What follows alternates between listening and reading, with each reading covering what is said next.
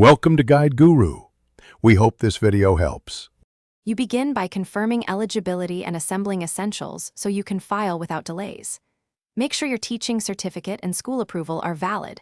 Once confirmed, collect ID, resume, course outline, budget estimate, and a school endorsement letter. Then create an account on the Classroom Edp portal and enable two-factor authentication.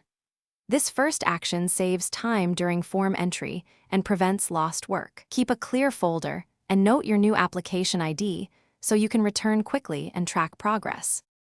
Once logged in, work through each application section deliberately. Define objectives, map curriculum, and specify assessments so reviewers understand impact. For the budget, list line items, attach vendor quotes, and show funding sources. Make totals accurate to the dollar. Assign clear roles, lead instructor, approver, fiscal contact, and enter phone and email for each. If you need multiple uploads, compress files but retain quality. Make sure to save after each major section so partial entries are preserved and reviewers see a coherent plan. When your application is complete, run the portal validation, review the checklist, and correct any flagged errors so submission isn't delayed.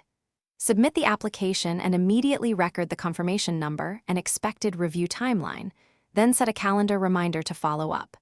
If the application is returned or rejected, read reviewer notes carefully, revise only the requested sections, and resubmit promptly.